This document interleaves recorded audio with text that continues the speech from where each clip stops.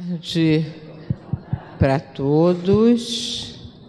É uma alegria enorme voltar à casa de Abel Sebastião de Almeida, depois de 2 semanas afastada por conta de doença, mas já estou boa.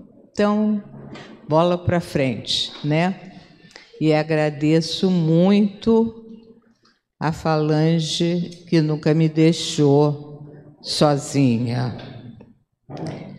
Na tarde de hoje, vamos continuar os nossos estudos do Evangelho segundo o Espiritismo. Boa tarde. Mas sempre lembrando 2 coisas.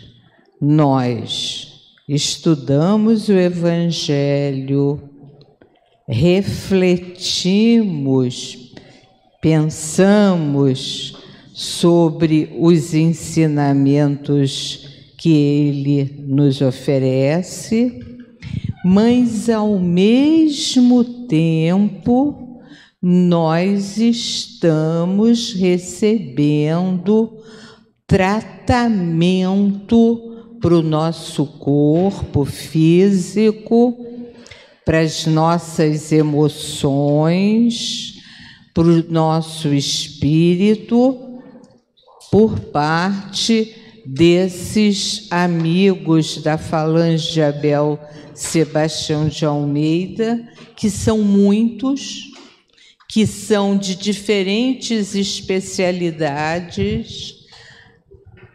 É uma turma de médicos, é uma turma de enfermeiros, é uma turma de massagistas, é uma turma de psicólogos que chegam nesses instantes em que nós estamos atentos ao que os palestrantes estão nos oferecendo de conhecimento dos ensinamentos de Jesus, e, ao mesmo tempo, eles percebem que, como nós estamos bem relaxados, estamos nas condições ideais de receber esses remédios fluídicos, alguns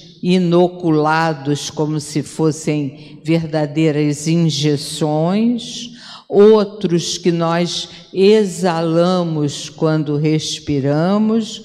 Então, de toda sorte, nós estamos sendo cuidados nesse momento. A nossa irmã Leuda trouxe para nós palavras que têm exatamente essa função: desligar a chave do aqui e do agora, das nossas preocupações, dos nossos medos, e nos colocar numa situação meio que de êxtase, de relaxamento, para que esses remédios que vêm sendo inoculados no nosso corpo possam, de fato, fazer efeito. Então, esse é o trabalho que nós estamos iniciando na paz de Deus. Boa tarde a todos. Sejam muito bem-vindos à Casa de Abel Sebastião de Almeida. Segunda-feira, dia de estudarmos o Evangelho segundo o Espiritismo. Vamos ler a página de preparo de hoje. E eu vou lembrar que vocês, por favor, façam a gentileza de tirar o som do celular, porque às vezes atrapalha um pouquinho, né? Principalmente na hora da prece. O texto de hoje foi retirado do Livro da Esperança, enviado pelo Espírito Emmanuel e psicografado por Francisco Cândido Xavier. Dinheiro, o servidor. Parte 1. O dinheiro é semelhante à alavanca suscetível de ser manejada para o bem ou para o mal. Acorrentado ao poste da avareza, produz o azinhavre da sovinice. Contudo, sob a inspiração do trabalho, é o lidador fiel que assegura os frutos do milharal e as paredes da escola, a cantiga do malho e a força da usina. Atrelado ao carro do orgulho, é o estimulante do erro, mas, na luz da fraternidade, é o obreiro da renovação incessante, enriquecendo o solo e construindo a cidade, desdobrando os fios do entendimento e garantindo os valores da educação. Aferrolhado no cofre da ambição desvairada, é o inimigo da evolução. Todavia, endereçado à cultura, é o agente do progresso, auxiliando o homem a solucionar os enigmas da enfermidade e a resolver os problemas da fome, a compreender os mecanismos da natureza e a inflamar o esplendor da civilização que analisa a terra e vasculha o firmamento. Parte 2, o dinheiro e o servidor. Detido na sombra do egoísmo, é o veneno que promove a secura do sentimento. No entanto, confiado à caridade, é o amigo prestimoso que desabotoa rosas de alegria no espinheiral da aprovação, alimentando pequeninos desamparados e sustentando mães esquecidas, levantando almas abatidas que o infortúnio alanceia e iluminando lares desditosos que a necessidade escurece. Dinheiro. Repara o dinheiro. Dizem que ele é o responsável pelo transeunte que a embriaguez atira à calçada, pelo delinquente escondido nas aventuras da noite, pelo irmão infeliz que anestesiou a consciência na cocaína e pela mão insensível que matou a criancinha no claustro materno. Entretanto, por trás da garrafa e da arma delituosa, tanto quanto na retaguarda do entorpecente e do aborto, permanece a inteligência humana, que escraviza a moeda à criminalidade e à loucura. Contempla o dinheiro pensando no suor e no sangue, na vigília e na aflição de todos aqueles que choraram e sofreram para ganhá-lo, e vê-lo-ás por servidor da felicidade e do aprimoramento do mundo, a rogar em silêncio para que lhe ensines a realizar o bem que lhe cabe fazer. Bom estudo para todos.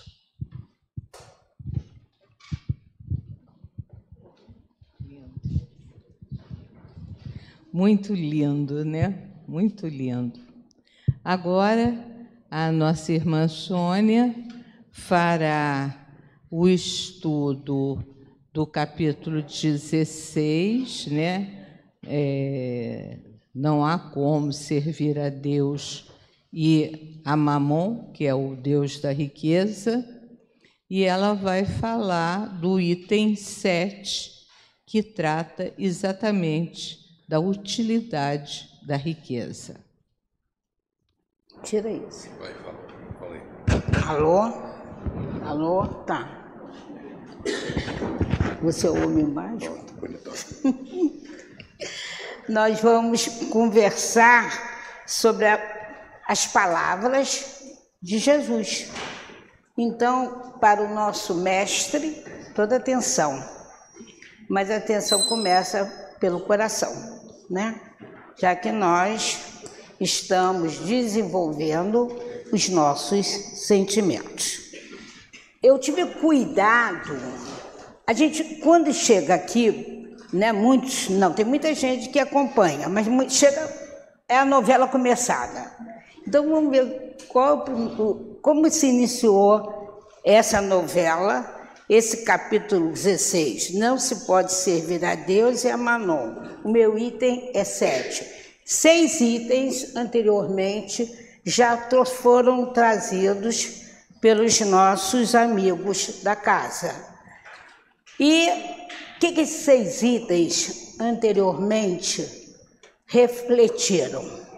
Eles falaram do homem rico. Eles falaram daquele homem que traz dinheiro no bolso, dinheiro na caixinha. Quem são eles? O que eles fazem como homens ricos?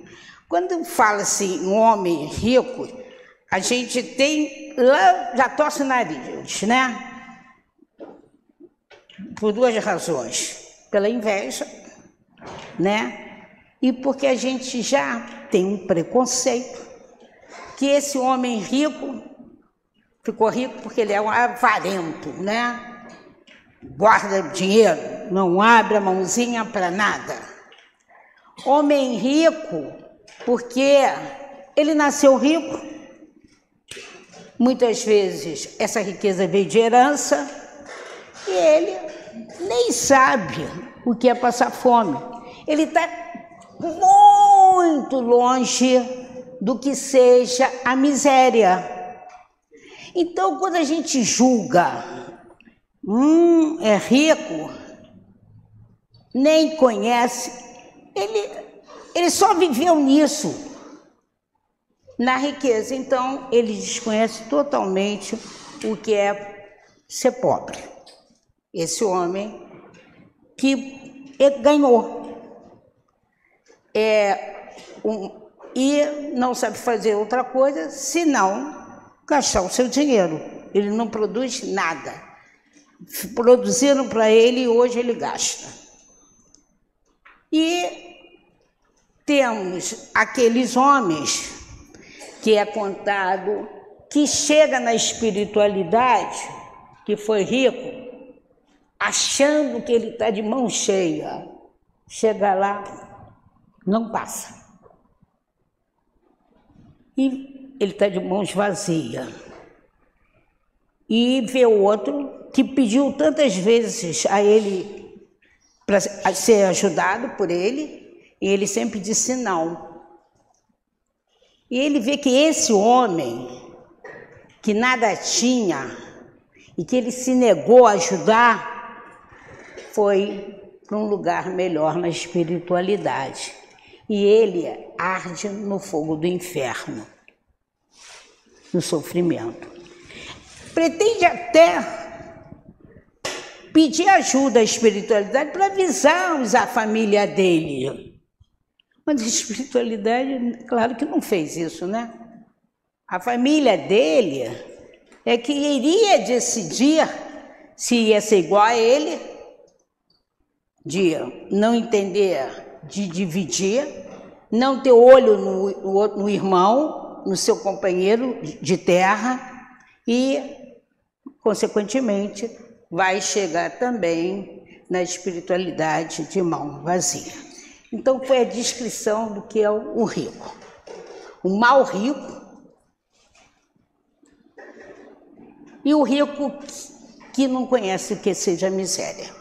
Mas eu não vou falar do rico, do homem. A nossa fala de hoje é sobre a riqueza e sobre a miséria. E que a riqueza e a miséria são provas e expiações aqui, ó, dessa terra, dessa vida de agora, que nós todos estamos vivendo. E uma coisa mais séria é que quem se sente rico de dinheiro já foi, conforme ele usa essa riqueza de dinheiro, miserável. Essa prova de homem rico e homem pobre de homem que tem dinheiro, tem riqueza, e homem que vive na miséria, é uma prova para todos nós. Em alguns momentos, nós, se não passamos, vamos passar. Isso não escapa. Mas eu vim pensando o seguinte: nós já fomos aqueles espíritos bem animalizados, que todo mundo fala aqui para a gente ter esse conhecimento. Nós não existimos agora. Nós já viemos talvez 1000 vezes. Nós fomos aqueles espíritos que brigamos pela nossa sobrevivência enquanto espécie humana. E caminhamos, melhoramos, fomos aprendendo que nós somos animais racionais. Descobrimos ao longo das nossas sucessivas encarnações que nós temos razão. Nós somos espíritos inteligentes. E o que é isso? Isso é bom demais, mas é responsabilidade também. Quando a gente é inteligente, a gente pode dizer sim ou não. Quero, não quero. Nós podemos ter escolhas. E escolher é brabo, né? Escolher o filho que eu quero, escolher a educação que eu quero dar, escolher que eu não posso fumar se eu estou grávida, porque eu estou infectando meu filho, escolher que aquele marido que eu achei, ai, maravilha, está bebendo, e eu não posso dar chute nele agora, escolher que eu usei mal o meu dinheiro, e por isso agora eu estou precisando trabalhar em dobro. É a escolha, gente. Nós temos por ser espíritos inteligentes, nós temos escolhas e oportunidades. Olha que responsabilidade, hein? E mais agora, mais uma coisa maravilhosa, que nós estamos nesse momento, nesta encarnação, 2020, século 21, trabalhando a nossa sensibilidade. E a nossa sensibilidade é apresentada por uma palavrinha pequenininha, amor. Nós estamos desenvolvendo em nós o sentimento de amor. Mas não é mais no século 21, o sentimento de amor ao meu umbigo só, à minha família só. No século 21, a partir de 2020, nós passamos pela prova que o olhar nosso não é para o nosso umbigo, para a minha famíliazinha, para o meu filhinho, para o meu maridinho, pronome possessivo no lixo. Nós estamos brigando pelos nossos amigos, nossos companheiros, fraternos ou não fraternos. O nosso olhar de século 21 é o olhar do coletivo. Nós estamos passando por a grande experiência que Jesus falou lá na frente, Jesus disse tudo que nós íamos ter que viver: amar o outro, olhar para o seu irmão.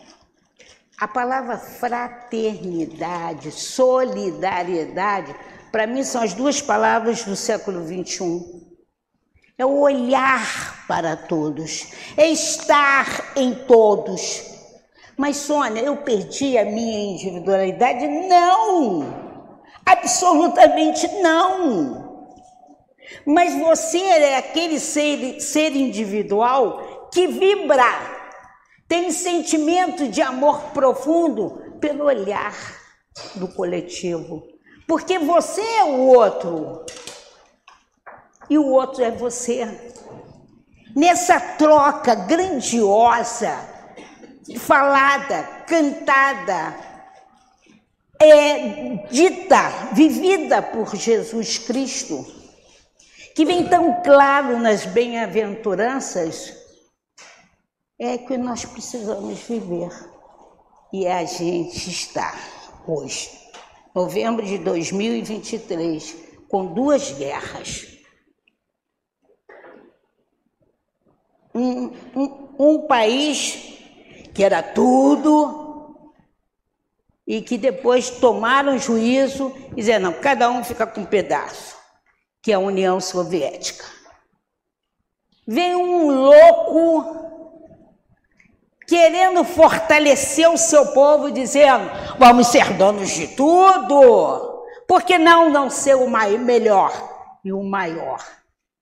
Mas não é hora disso. Ele está desatualizado. A Rússia é imensa e tem pobreza. Sabe por que a pobreza da Rússia, de Moscou, não aparece? Porque todo mundo é branco. Eu sei porque isso eu vi. Ninguém me contou, não. Eu vi. Mas é pobre. As pessoas são sedentas de liberdade, de educação, de calor. Lá é muito frio e é horrível viver naquela geladeira. E aí veio um homem que está vivendo uma das últimas, provavelmente, encarnações nesse planeta Terra, que traz, alavanca no seu povo o poder.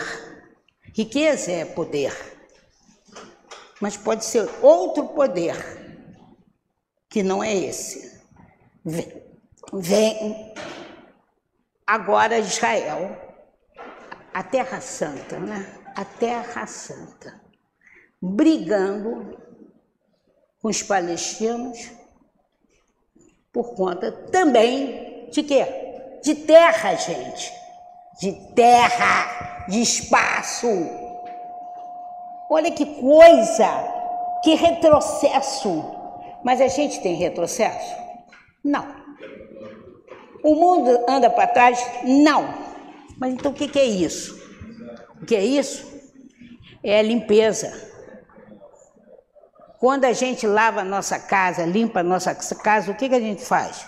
Afasta os móveis, pega o que não presta, joga na lata do lixo, não é assim? E essa panela eu já dei brilho demais. Coitada, está furada. Vamos dar descanso. E nós estamos passando por isso. Só que aqui é a guerra. É matar as pessoas. Matar porque matou. Mas é a limpeza. E também isso foi previsto? Também isso foi previsto. Que nós teríamos a grande chance, nós, a fala que eu ouvi do Bezerra de Menezes, que é um espírito desencarnado, de muita luz, psicografada pelo Divaldo, é a fala mais séria que eu já ouvi sobre isso. Que nós fomos preparados para enfrentar isso, para enfrentar o Covid, para estar olhando nos jornais as 2 grandes guerras, para olhar o nosso país, vendo que as coisas estão meio confusas. Nós fomos preparados para isso. Aí vocês vão pensar, como? Eu passo fome, eu vivo daquilo que o governo quer me dar ou não quer me dar. Como que eu posso passar por isso? Mais fácil. Como? Tendo nós um grupo que tem liderança e fizeram a escolha de ajuda. E como nós podemos ajudar? Eu, quando fiz essa palestra, eu penso sempre na minha profissão, porque é onde que eu conheço bem. E penso na ação de cada um de nós. Quando essa casa espírita abre o seu trabalho social, oferecendo reforço de alfabetização para o primeiro ano, essa casa espírita está fazendo um trabalho grandioso. Por quê? À medida que nós pudermos alfabetizar, reforçar a alfabetização dos nossos pequeninos, nós estamos alavancando esse nosso país 100 anos para frente. E na hora que nós alavancamos a educação de forma correta e produtiva, e nós precisamos de dinheiro para isso, mas não de dinheiro, mas de firmeza, conhecimento, nós estamos trabalhando com uma riqueza. Qual é essa minha riqueza? Levar a leitura, a oportunidade. No que eu leio, eu posso ter escolha. No que eu leio, eu posso ter uma oportunidade, um trabalho melhor. No que eu leio, eu posso juntar aqueles que estão próximo a mim a fazer um trabalho de mais produtividade, dentro de uma chamada miséria. Quem trabalha, cada um de nós, ela é uma excelente cozinheira. Na hora que ela faz uma comida boa, ganha dinheiro com essa comida dela, com o trabalho dela, ela está na riqueza. Por que ela está na riqueza? Ela está usando os recursos dela, os talentos dela, para ganhar dinheiro, para fazer dessa comida um trabalho de produtividade positiva.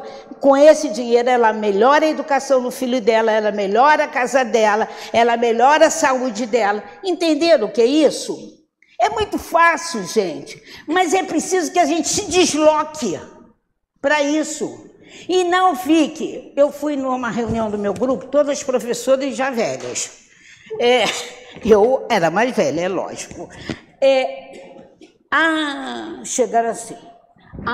Né? Todo mundo conhece um monte de coisa. Sônia, esse Brasil, esse mundo está andando para trás. Eu nem falei nada. Para trás? Nós não estamos andando para trás. Não existe isso. Se nós andarmos para trás, onde está o nosso Deus generoso? Onde está a lei de amor de Jesus? Nós estamos falando a maior bobagem. Nós estamos andando sempre para frente e para o alto. Porque Jesus nos diz, faça, que eu te ajudarei. Então eu não posso sentar na minha cadeira, bebendo uísque, morando num apartamento da Barra da Tijuca e diz, eu estou andando para trás. Não, está tudo errado. Nós temos que estar à frente. Para fazer, nós estamos numa linha de progresso. Eu não sei, mas tem algum dinheiro. Ela sabe, eu pago a ela. Ela ganha, ela dá uma escola melhor. Ela melhora a casa dela. Então, cada um de nós podemos. Ela com a habilidade dela, e eu com a minha necessidade de comer. Entenderam como é que é a coisa? O profissional de educação, o profissional de medicina, o lixeiro, os profissionais têm que perceber também isso. Nós temos que melhorar. Eu não é dizer, ai meu Deus, o mundo está caindo. O mundo está caindo, não. Eu vou levantar as minhas mãos. Eu vou juntar as minhas mãos. Por isso que o século XXI não é século individualista.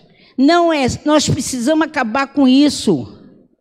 É um século em que todos juntos venceremos. Ou cada um vamos mudar de planeta. Como é que é isso, Ana? Essa história é meio triste. Nós viemos já preparados para enfrentar isso tudo. Ficamos no nosso, o mundo está caindo, o mundo está caindo. Não fizemos nada, não usamos a nossa inteligência e o nosso aprendizado de serem pessoas sensíveis. Vamos mudar, vamos desencarnar e vamos ter que ir para um planeta mais atrasado. Aí, para quê? Para ficar pior? Não. Para você ver o que é atraso mesmo e ficar tão sensibilizado que você acha que tem alguma coisa para dar, alguma riqueza para dar. Viram como eu botei a palavra riqueza? Agora, sem falar de dinheiro. Então, vamos à riqueza. É essa riqueza que o Evangelho, que ele chama de utilidade, que ele vai colocar. E que os dois textos já colocaram. É a riqueza, é a grande mola, que não saiu a palavra, propulsora do progresso, e o progresso é o elemento gerador da riqueza. Então, a riqueza está para o progresso, assim como o progresso está para a riqueza.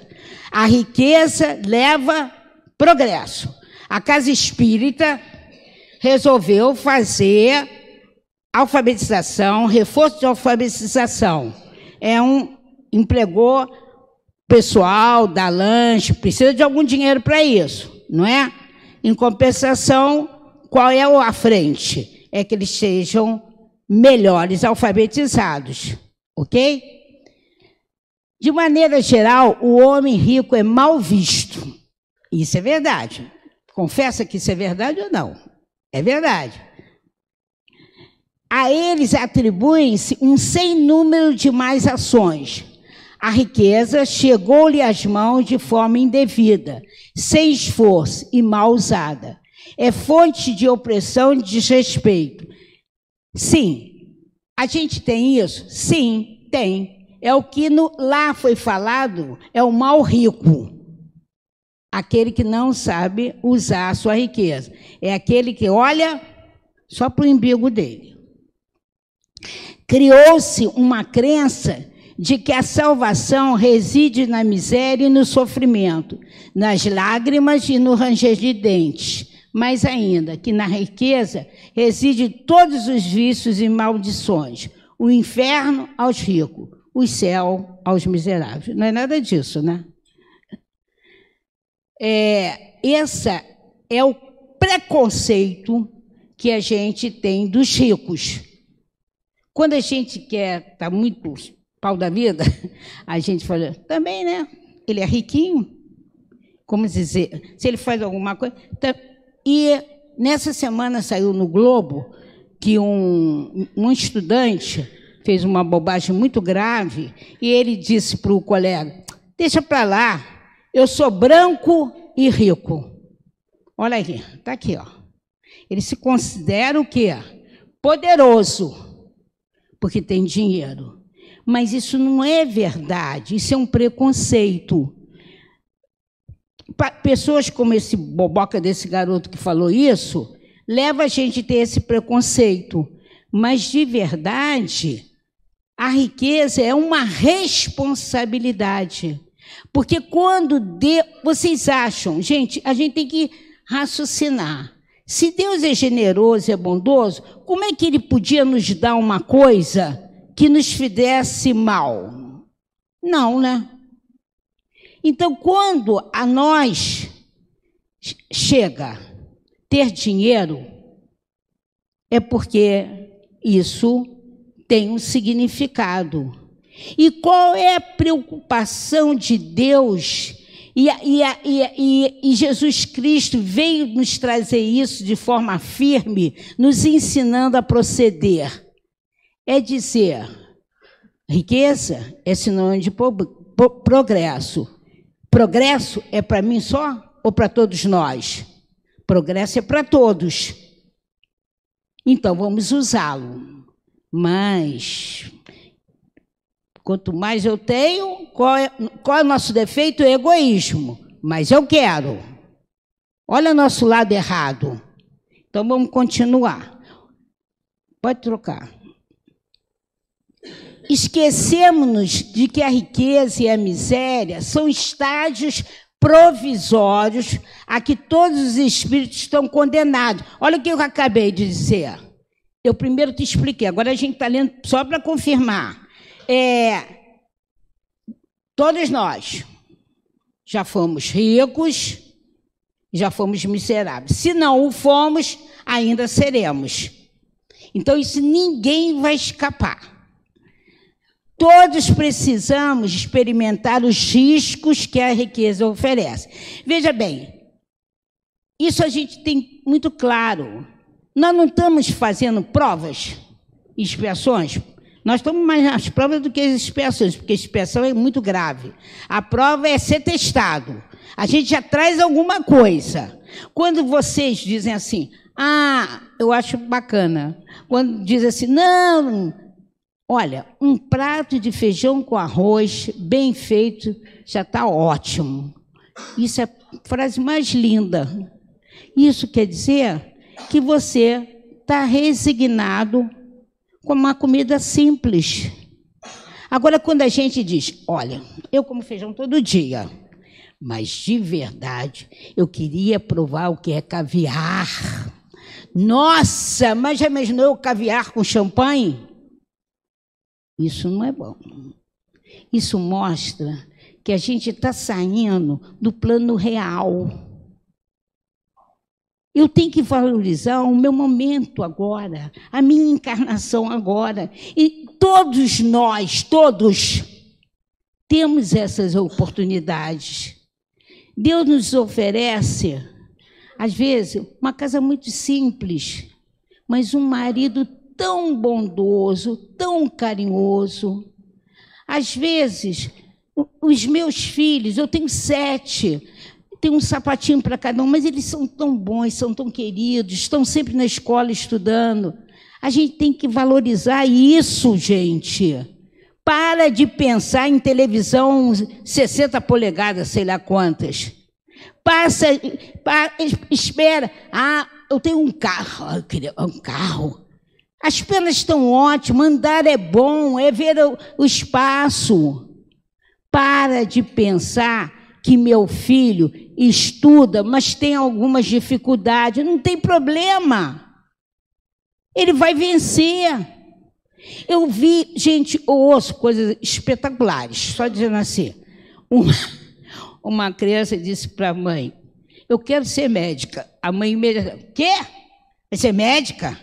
Difícil. E você tem inteligência para isso? Olha que besteira que ela falou. Você tem... Jesus chamou seu filho de burro, a troco de nada. Poxa, se ele deseja ser uma coisa tão boa, fala, filho, estuda, nós vamos dar um jeito. Não é? E não é isso? Então a gente faz tanta besteira. Ou aquele pai rico que diz, opa, olha, isso não, estou falando é verdade. Fala assim, professora, não tem problema, não. Essa escola é muito forte para ele. Eu vou mandar ali para aquela escola que depois dá um jeito. Dá um jeito. Porque ele é rico. Então, ele acha que se o garoto não tiver estudo, ele vai continuar o trabalho do pai, ou o pai vai sustentar. Que isso? Tira o valor da pessoa, o desejo da pessoa. Então, por aí vocês veem quanta bobagem a gente vai falando. Ambas são provas difíceis para o espírito humano. A miséria provoca as queixas contra a providência divina. E a riqueza incita todos os excessos. A riqueza te faz fazer loucuras, até perigosas. E a miséria, a gente vai contra a providência divina, né? Aquele negócio. Por que eu? Aí você vai, arruma, compra uma roupa. Olha, mas não era isso que eu queria. Com a riqueza, as necessidades do homem rico aumentam. Ele nunca julga possuir o bastante para si unicamente. Gente, isso faz parte da nossa imperfeição. É isso que a gente tem que brigar contra a gente. Lembra sempre, nossa imperfeição tem 2 palavrinhas básicas: egoísmo e vaidade. Então, quando a gente fica, não, mas por que você não compra isso? Não, por que você não contribui? Não, eu tenho que juntar. Eu tenho que juntar. Para quê? Vai levar para onde? Vai deixar para quem? Não, mas eu tenho que deixar. Deixar para quê? Ele está se justificando, né, gente? Ele não quer perder esse poder. De acordo com o Livro dos Espíritos, olha que coisa bonita o Livro dos Espíritos fala sobre isso. A alta posição do homem neste mundo e o ter autoridade sobre os seus semelhantes são provas tão grandes e tão escorregadias como a desgraça, porque quanto mais rico e poderoso ele é, tantas mais obrigações tem que cumprir e tanto mais abundantes são os meios de que dispõe para fazer o bem e o mal. Sim, o homem rico, vamos ver, os donos das indústrias, das grandes indústrias, os homens donos dos grandes bancos nacionais ou internacionais, eles têm bilhões de dólares. E eles, alguns, a gente tem vários, que providenciaram já a sua divisão. São homens que ajudam a ciência, né? São homens humanitários e o fazem silenciosamente. Por isso, lá no início, eu disse que a gente é preconceituosa, porque tem muitos homens que ninguém sabe, não sabe o nome, que são homens que fazem um bem para nós, todos. E isso ficou muito claro no tempo da pandemia. Vocês acham que fazer aquelas vacinas em menos de um ano custou o quê? Bilhões de dólares. Vocês acham que as faculdades, o governo financiou isso sozinho? Claro que não. Foram esses homens que financiaram. Vocês sabem o nome dele? Não, nós não sabemos. Eles estão bem escondidinhos da gente. Nós nunca vamos saber quem foi a contribuição deles. Quem faz estardalhaço são quem? Os políticos. Esses fazem estardalhaço, porque esses são medíocres. Os grandes homens que nos trazem minimização de dores, nossa, que tem essa aparelhagem fantástica a nosso favor, ninguém vai saber e ninguém nunca vão saber. Esses são os homens ricos de dinheiro e de moral. Esses utilizam o seu dinheiro porque olham o outro, em prol do outro. Então, vê por que lá na primeira página a gente citou que nós não podemos dizer que o homem rico não presta? Vejam.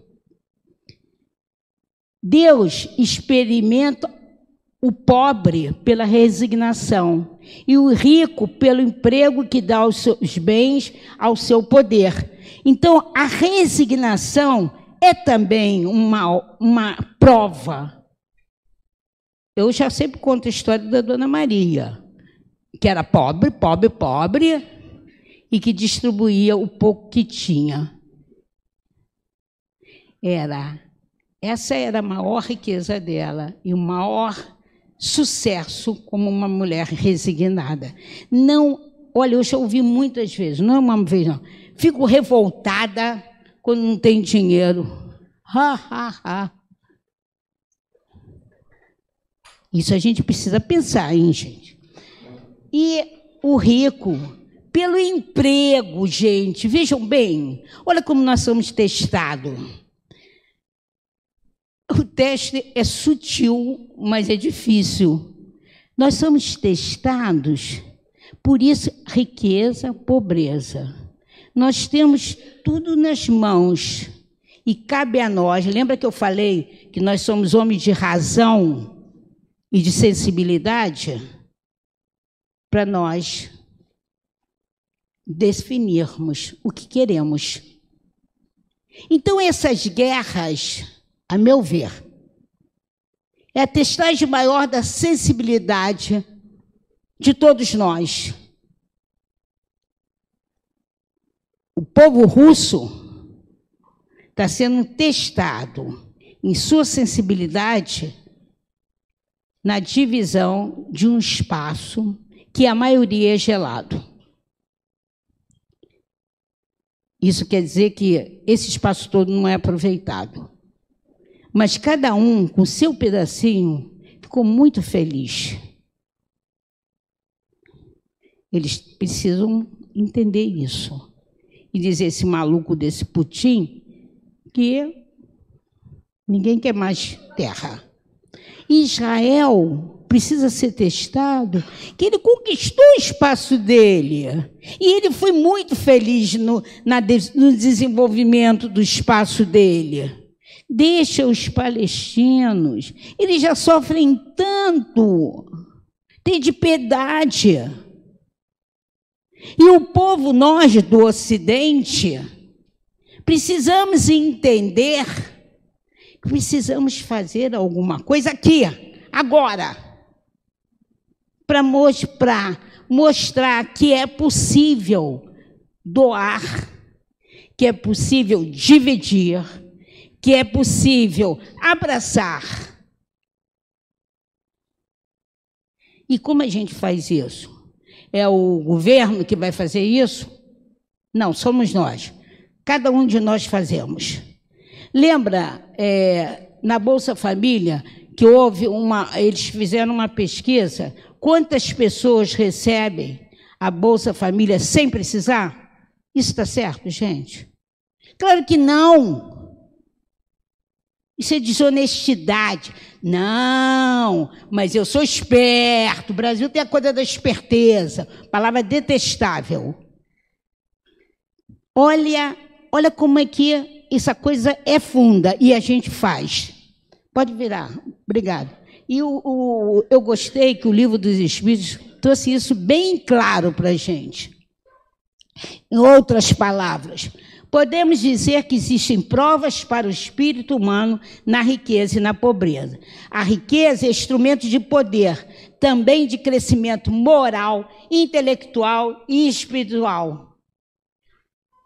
E sabe qual é o espiritual? Eu não sabia, confesso.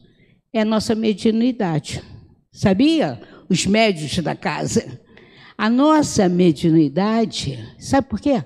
Porque quando eu sou médium, eu posso ser um comunicador entre o espaço espiritual e o espaço terrestre. Quando eu posso trabalhar como mensageiro, eu estou trazendo do mundo espiritual aconselhamento, orientações, não é isso? Eu estou sendo mediador. Quando eu me nego, eu estou falando de mim, hein, gente? Quando eu me nego a não fazê-lo, porque não gosto, porque não me sinto bem, eu ganhei uma riqueza. A mediunidade é o nosso sexto sentido, porque não estou podendo ser utilizada para ser uma comunicadora, muitas vezes, de alívio, de cura, de amor. Olha que coisa sutil. Então, olha o que eu falei. A palestra, a leitura foi de dinheiro. Estou falando de riqueza espiritual através da mediunidade. É riqueza intelectual. O que é isso? É riqueza, eu saber uma coisa muito bem e poder transmitir a você. Mas não é transmitir como nossos professores fazem, numa linguagem bem complicada, o aluno não entende nada. Não. É transmitir, primeiro, com doçura, com palavras fáceis, com exemplos fáceis. E quando o aluno, eu não sei, professora, isso é uma coisa mais fácil. Não acabou de explicar, já, eu não sei, professor, eu não entendi. Dizer, ok, vou repetir, vou falar isso tudo de outra maneira. É quando o aluno fizer cola, todo mundo gosta de colar, isso faz parte. É uma sensação de aventura. Colou, né? Lava a mão. E senta e faz a sua prova sozinho, porque você é capaz. É assim que a gente faz intelectualmente. E esse fazer é importantíssimo. Não é levar, mas eu sou professora de literatura e português, não é levar que você não pode falar, amo ela. Não é isso. Isso é bobagem. É falar, é ele gostar. Quando a gente fala, olha, se você falar, eu a amo, ela vai te jogar na lata do lixo. É muito fraco. Mas se você falar, amo você, ou eu amo ele, gramaticalmente parece que soa freio, mas afetivamente tem um valor, cara, você já conquistou. É mostrar para ele que tem duas maneiras de falar. Uma correta e outra que não é correta, mas emocionalmente convence. Entendeu? É isso, e não dizer, meu filho, você está errado. Não é isso. Isso desestimula, mas isso levanta o astral do aluno e ele fica assim, e o que mais, professora? Como é que eu posso? Ele vai ver que a nossa linguagem, é importante eu falar com propriedade, porque eu posso conquistar corações. A riqueza deve ser feita de trabalho honrado, de previdência, de esforço individual e coletivo. Eu ganho, meu marido ganha pouquinho. Quem sustenta a casa sou eu. A gente tem que falar isso? Não, claro que não. Eu e meu marido ganhamos e juntos sustentamos a casa. Precisa diminuir o teu marido? E você botar, olha o poder. É simples.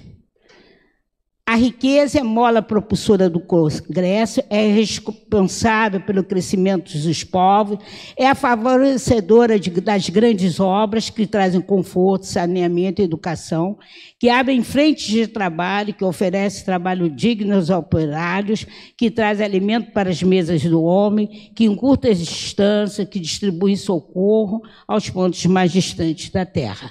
O que os Estados Unidos, a Rússia deveria fazer, a Alemanha, a Finlândia, a Suécia, a Dinamarca, quando a miséria e a guerra está em torno de todos nós.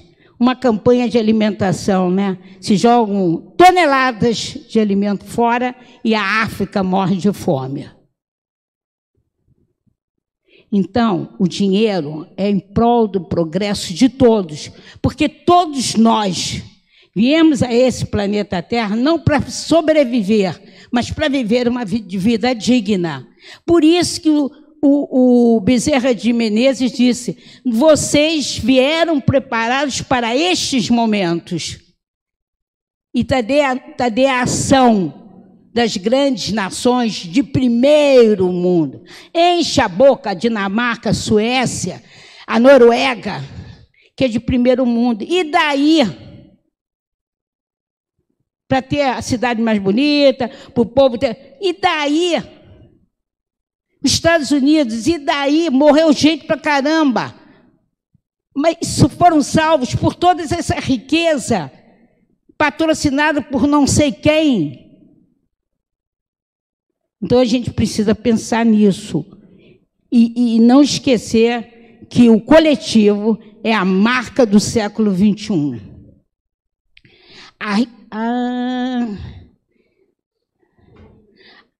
Aí eu já respondo.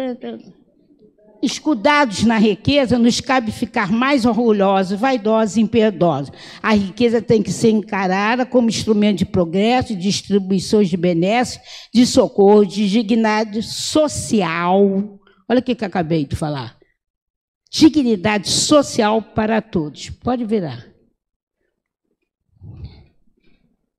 Olha, eu falei, se a riqueza fosse mal, Deus não teria dado. O que Deus não quer que sejamos escravos da riqueza, dominados por ela, apegados aos bens materiais que elas nos facultam. O que Deus quer é que sejamos eficientes no uso da riqueza, que saibamos usá-la adequadamente para o progresso de todos. A miséria deve ser encarada como um momento na trajetória do espírito mortal. Deve servir para fortalecer o espírito na sua capacidade de transgredir, de ousar, de acreditar no próprio valor, de experimentar novas ações, de superar obstáculos, de se superar. A riqueza precisa ser vista como elemento de progresso, como estímulo para pesquisa, como alavanca para o conhecimento das leis morais. A partir do conhecimento do homem científico, o ser humano melhor se capacita para diminuir a distância, eliminar os obstáculos, ligar. Quanto mais progresso, mais facilidade para nós, seres humanos. Pode virar. Olha o que a palavrinha que eu falei lá no início. A riqueza, portanto, deve ser instrumento de fraternidade entre os homens. Pode virar, que eu já falei isso do fechamento. Conclusão: riquezas utilizadas de acordo com a vontade divina proporcionam 3 ordens de progresso em nosso planeta. Isso eu gostaria que a gente fixasse. Progresso material, por dar trabalho ao povo, por melhorar as condições físicas da terra, por criarem bem-estar e conforto para todos. Todos nós merecemos. Progresso intelectual, para desenvolver as artes e as ciências. Progresso espiritual, é esse aí porque nós estamos aqui. Nós só somos aqui para isso. A Casa Espírita está a serviço de um progresso espiritual. Só. E que só importante para nós. O progresso espiritual não é para quando eu chegar lá na espiritualidade, é para agora.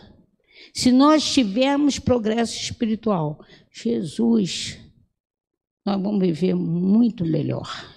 Aí nós vamos acreditar que quando nós reencarnarmos da próxima vez, nós estaremos na Terra regenerada. E o planeta Terra regenerado qual é? É o planeta em que todos nós estaremos bem. É o que o bem prevalece.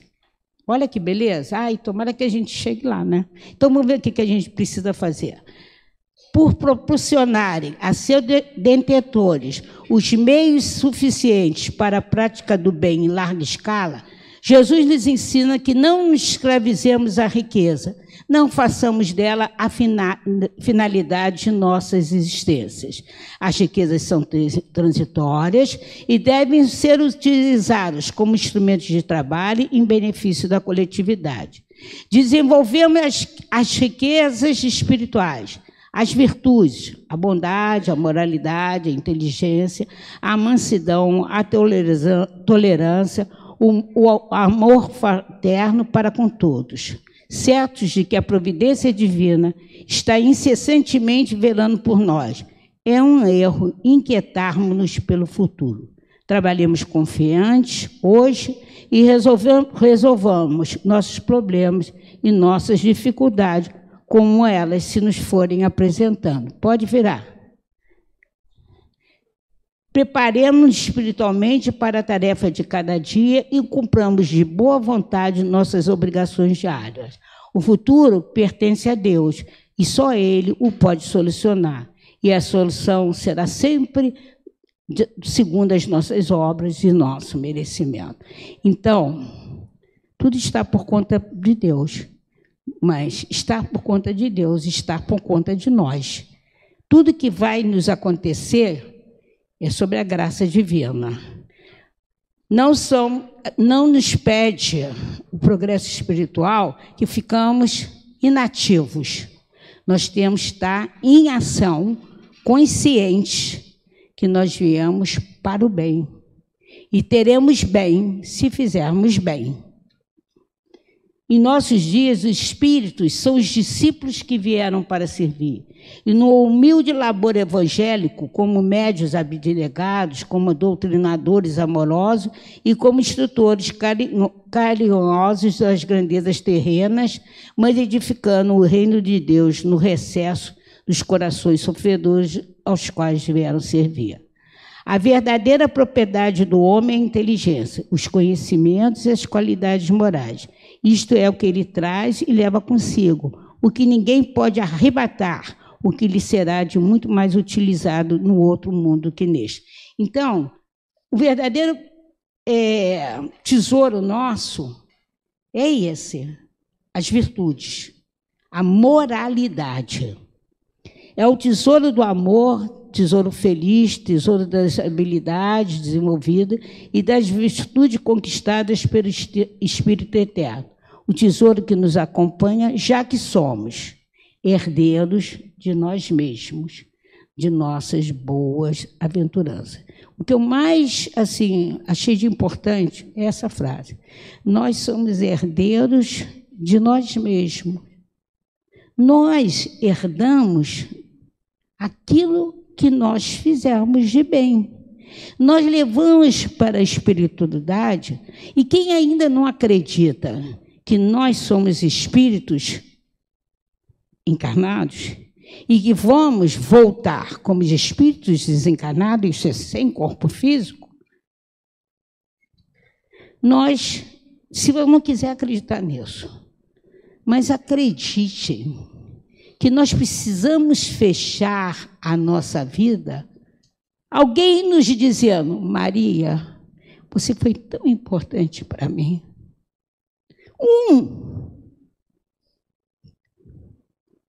Então não precisa acreditar.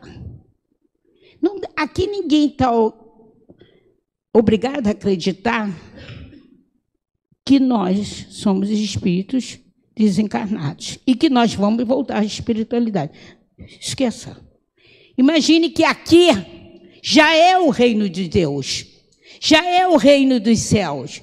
E para eu viver esse reino dos céus aqui e agora, basta que uma pessoa me diga, Maria, você foi muito importante para mim. Só isso. Quem tiver te dizendo isso, vá com Deus. Para encerrar, eu não vou falar isso 7, está claro isso? Como é que a gente faz? Aprendi isso aqui, para a gente saber se está bem ou mal. Agora, nessa encarnação. Não é vendo quanto eu tenho na caixinha. Sabe a história da baratinha? Essa história da baratinha. Não é vendo quanto eu estou na minha caixinha, mas olhando, não na minha caixinha de dinheiro, na minha caixinha do coração, como estão os meus sentimentos? Estou brava demais? Estou custando a perdoar? Estou rancorosa? Estou reclamando? Estou reclamando sempre? Como eu estou? Eu estou tudo isso. E que faço? Orar. Só orar. Pedindo a Deus. Não deixe eu ser tão reclamona. E como eu faço esse treinamento? Na minha casa, com a minha família. Com os meus filhos, com o meu marido. Está velho, está impertinente. Mas ele é meu marido. Sônia, mas ele quer que eu sirva na mesa. Leve o pratinho dele, folgado, né? Mas te custa. Te custa isso. Depois de 40 anos de casado, te custa isso. Olha para os teus filhos. Ele foi teu companheiro. Seja mais benevolente como você gostaria que fosse com você. Não é bom quando a gente se arruma, o seu filho, o seu marido, nossa, você está tão bonitinha. Nem que tenha falado de 10 anos uma vez. Guarda ali, né? São essas gentilezas que são tão simples, não custam nada, mas sabe o que custa? Por que a gente não faz? Porque custa muito ao nosso orgulho, à nossa vaidade, ao nosso rancor. Quantas vezes por dia vocês dizem, eu vou fazer isso, ele não faz nada para mim? Quantas vezes a gente diz isso, gente? Para pensar. Não vá sempre. Isso quer dizer repudiar o outro.